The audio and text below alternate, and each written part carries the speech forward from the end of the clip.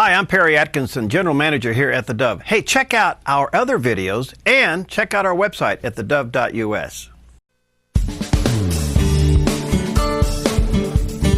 Welcome back. Coming up in just a few moments, we're going to have one of the most prominent American political consultants and commentators, Dick Morris.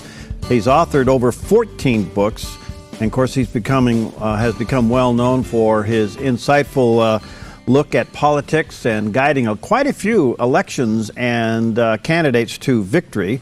And of course the one that brought him to prominence was that he was the one that kind of orchestrated the comeback for the re-election of President Bill Clinton in 1966.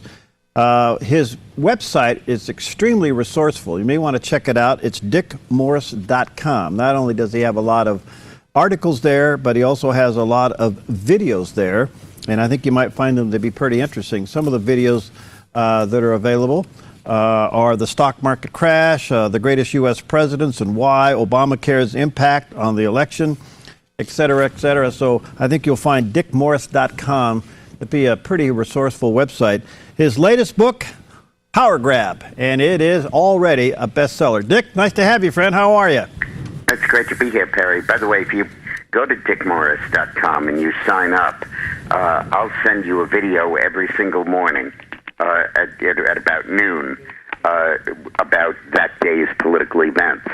Oh, great. Okay, dickmorris.com. Check it out and get signed up for the video. Well, listen, I know our time is short. By the way, I chuckled all through the morning show here for the previous 2 hours before we had you on, giving your 10 clues as to why Hillary's definitely in. and that, by the way, is another website people might want to check out. It's called thehillarydaily.com. thehillarydaily.com. All right. thehillarydaily.com. And Eileen updates it every hour or so with wonderful information about Hillary and news and opinions and all of that. So your opinion, she's in no matter what? Yeah, well, if she has a pulse, she's going to run. Well, okay. So my book is Power Grab, Obama's Dangerous Plan for a One-Party Nation. And I believe he wants to transform all of America into what California is now, where there's just one party dominated by ethnic voting, and the Republican Party is kind of a little yapping lapdog that never amounts to much and doesn't have much impact on what's going on. And I think the plan has three key elements: immigration, entitlement, and coercion. Wow. For the immigration part, what he's doing is basically taking 12 million people that live in the U.S. illegally and not deporting them. And then he sends a notice to the registrar of voters all over the country saying it is illegal for you to delete anyone's name from the voter roll if they've moved or died for 4 years. In other words, if they haven't voted and you don't get the postcard back, you have to wait 4 years to drop the name. So we have 5 million dead people and 25 million people who've moved still on the voter rolls.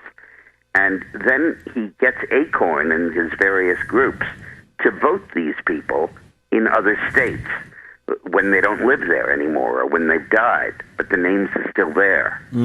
And, for example, in North Carolina, they did a study and they found that there were 35,000 people who voted in North Carolina, and somebody with the same first and last name and birth date voted in another state.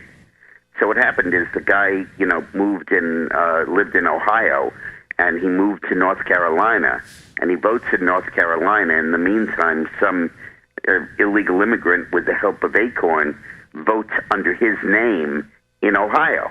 And because there's no photo ID, they get away with it. And 35,000 votes in North Carolina is enough to carry the state. And then, on top of that, he wants to get rid of the Electoral College and have the popular vote decide who's going to be president. And the way he's doing that is not amending the Constitution the legal way with 3/4 of the states. Instead, he's going to do it with just about 20 states, mostly Democratic big states. He's gotten 11 of them with 165 electoral votes to pass laws already saying that their electors will not be voting in accordance with the popular vote in their own state, but the popular vote nationally. And the result is that this will take effect when enough states have ratified it to be a majority of the Electoral College. Now, Dick, if he gets this done, he could just eliminate the Electoral College and let this phony popular vote that he's padding this way create a lock on the presidency.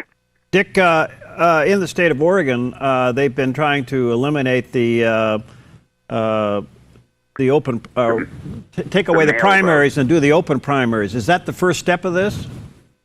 Well, I support that, actually. I think that that's a very good idea to do what they do in California, which is new in California. That could reduce the partisanship in the country because right now the Democrats and the Republicans both have safe districts, and therefore the Democrats and Republicans need only fear primary fights, not general elections, because they're safe seats. And that means that a Republican moves to the right and a Democrat moves to the left. But if you put it all together and anyone can vote in anything, and it's just is it the top two that run it off, or do you keep party primaries in Oregon?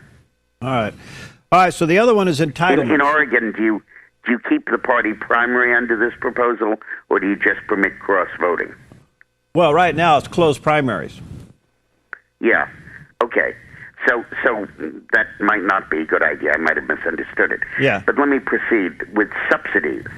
I think Obama's concept is to make the economy not work, reduce employment, and move people to entitlement, because that way he guarantees the vote.